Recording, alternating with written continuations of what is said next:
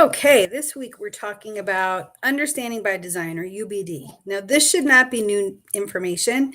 This you should have addressed in quite a lot of detail in your planning course, 5010. But we're going to look specifically at differentiating instruction this week, which you should not have probably or did not probably get into much depth at in your planning class. So, the 3 learning targets for this week, I can describe the main elements of understanding by design.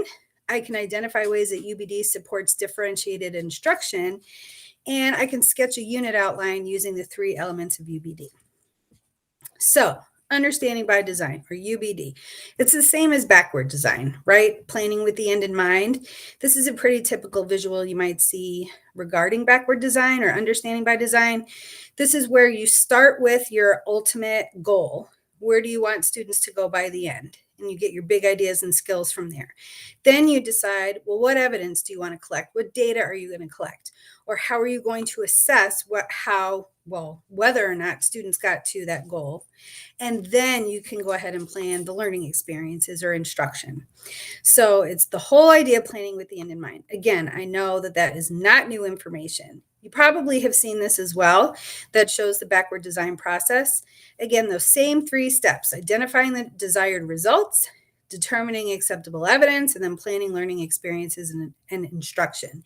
And the bulleted things are just great little things to consider when you're going through each phase of backward design. So I share this because I do think it's a great resource to keep handy while you're planning, which you may already have. So let's think about when you have to differentiate, like within understanding by design. So we know that understanding by design is starting with the end in mind, right? So the end is your topic, your standards, your essential questions, your big ideas, right? That all should be familiar. Then you move on to the assessment. Well, if you're thinking about differentiating your instruction, you want to make sure that there are multiple means of expression for both the summative assessment at the end of a unit, but also the formative assessments along the way at the end of each lesson. So that's where you start building in the differentiation. You're going to have the same end goal for all students, but the path they get to that end goal might be different. So your assessment, you're going to build in some ways to differentiate. And then you can provide, and in doing so, you can provide flexibility, but the evidence is still valid. It's still in alignment with, as long as it's in alignment with your goals, your big ideas, your learning targets. It's still good data. It's just different. And there's nothing wrong with different, right? As long as everybody gets to that same end goal. So I hope that makes sense when you're starting to differentiate either a unit or a lesson. To be honest, you start with that same end in mind, but once you get to the assessment piece, that's where you have to have multiple means of expression. And then when you're moving on to the instructional tasks, that's where you build in the multiple means of representation, action, and engagement. So there are so many different ways to differentiate your instruction. It's not an exhaustive list, but things you might incorporate are things like leveled texts. So one of my favorite resources to do this is, I think Scholastic does it, but also Newsy LA, where they'll give you 3 levels of an article, all covering the exact same content, but different readability levels. So students have access to the same content, but at a level that's better matched to their reading level. You might involve discussion instead of writing, if writing is a barrier for students. You might have tiered tasks, where each level of a task might increase in terms of like higher level thinking. You might integrate multimedia, so where students might read a book, you might have some listen to an audiobook, or you might have some watch a video of a read aloud. You might engage in small group intervention or instruction, which is you pulling a small group together to work with them, or partnering students or allowing them to work alone if that's what they need to succeed.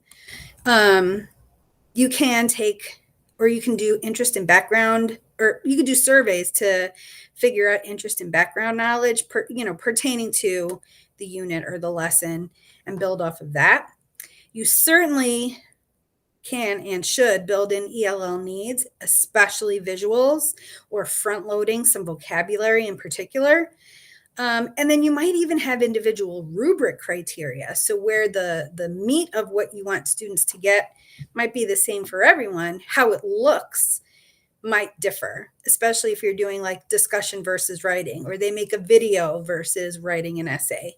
But these are all ways to differentiate in that third phase of UBD, the instructional tasks. I hope that makes sense. So really differentiating your instruction and UBD go hand in hand. They're not really mutually exclusive. So I encourage you to take a look at, what our unit plan template looks like.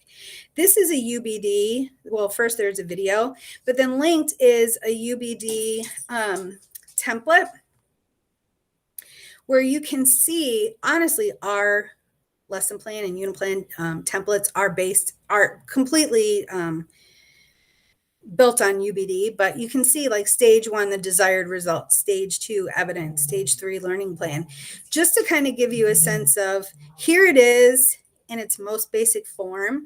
And then I'd compare it side by side to our lesson plan and unit plan templates to see how are they the same. We have maybe a few extra things in our Roberts templates, but all of these pieces are in our templates. So I do encourage you to take a look and compare the two templates. Okay, so let's revisit our learning targets. Hopefully you can describe the main elements of UBD, which I suspect you should have been able to do that already if you took your planning course. Hopefully you can identify ways that UBD supports differentiated instruction, remembering that differentiating comes in the second and third phase of UBD. And then I can sketch a unit outline using the 3 elements of UBD. That'll be an assignment coming up, but that's why I encourage you to take a look at those templates side by side. If you have any questions, obviously, you know how to find me and to ask whatever it is that you're confused about.